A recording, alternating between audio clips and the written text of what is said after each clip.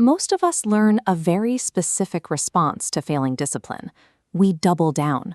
We push harder, try to suffer through it, and ultimately we burn out even more. The friction you're feeling is biological data. It's a clear signal that your current system is operating beyond its limit and requires a pivot. Today, we are going to build a step-by-step discipline reset plan. We are going to map out an approach that actually works with your nervous system instead of fighting against it. To start, I want you to grab a physical notebook and a pen. While you get that, mentally pick one specific habit that you are currently struggling to maintain.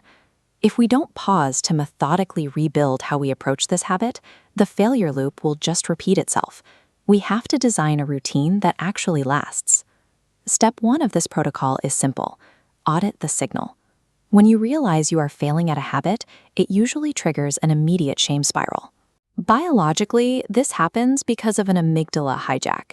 Your brain's threat detector lights up, and it completely shuts down your prefrontal cortex, the logical, rational part of your brain. We need to pull you out of that state. On your notebook paper, write down your failing habit at the top. Then answer 2 simple questions. Why doesn't this feel good right now? And what would actually feel good? By answering these prompts, you force your brain to look at the failing habit objectively. You stop feeling the failure and start analyzing it. This physical act of putting pen to paper pulls your brain out of survival mode. You take that emotional guilt and turn it into actionable information. Now that we have the data, we move to step 2, regulate your nervous system. You cannot think your way out of a dysregulated state. Your amygdala doesn't care about your logic or your frustration. It only responds to physical movement and breath. One of the fastest ways to force regulation is the physiological sigh. You take a double inhale sharply through the nose and follow it with a long, slow exhale out through the mouth. If breathing exercises aren't for you, you can get a similar reset by splashing freezing cold water on your face or doing a few minutes of targeted stretching. Until you force this physical drop in tension, your prefrontal cortex remains offline.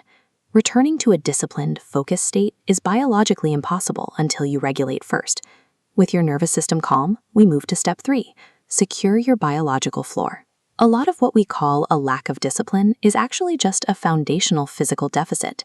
It is incredibly difficult to maintain a complex habit when you are chronically sleep-deprived or malnourished. This graphic shows the 4 pillars of your biological floor: sleep, nutrition, screen-free time, and real-life relationships. Look at this list and score your current state in each of these categories from 1 to 10. Here is the strict rule for this step. If any of those 4 pillars scores below a 5, you pause the habit. Fixing that specific physical deficit becomes your sole priority for the next 24 hours. Willpower is a fragile and finite resource. If the underlying biological foundation of your body is cracked, any attempt to build discipline on top of it will inevitably collapse. Step 4 is where we tackle the habit itself. Find your minimum viable dose. Look at the original goal you wrote down in your notebook. Physically cross it out, cut the required effort in half. If it still feels heavy, cut it in half again. When I started practicing Ashtanga yoga, I planned to go 6 times a week for 2 hours a day. Within 2 weeks, I hit a wall and dreaded every class. I had to go to my teacher and cut my schedule back to 3 times a week, doing only half the practice. Your ego is going to resist this. Your brain will try to convince you that scaling down is exactly the same thing as quitting. This calendar grid shows the math of habit formation. Scenario A shows 100% effort, but burnout hits after 4 days. Scenario B scales back to 50% effort, sustained evenly across 30 days. Ultimately, Scenario B's total aggregate output completely dwarfs Scenario A. A small, sustainable practice that you can maintain will always neurologically override a flawless practice that you eventually abandon. The final part of the protocol is step 5, initiate co-regulation. Humans are neurologically wired to connect with one another. When you try to brute force a difficult habit change entirely in isolation, you accelerate your own nervous system dysregulation. Take out your phone right now, send a message to a friend, a mentor, or a coach. Tell them, I am struggling to keep up with my habit. I'm scaling back to my minimum viable dose for a few weeks to build consistency, and I just wanted to share so I have some accountability. Communicating your scaled-down goal to someone else isn't admitting defeat. It is actively building a protective layer around your new routine. Asking for help and letting someone else co-regulate with you is a scientifically proven mechanism for long-term stability. It is exactly how human beings are built to function. Look down at your notebook. You no longer have a failed goal and a sense of guilt. You have a customized, biologically sustainable reset plan.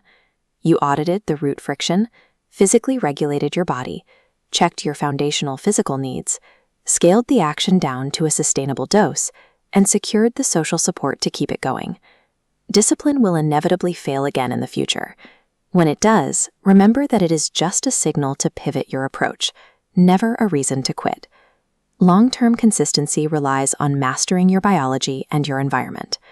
If your assessment showed you need more screen-free time, the description below contains a free guide with 50 hobby ideas to help you rebuild your biological floor. True discipline grows from a regulated system.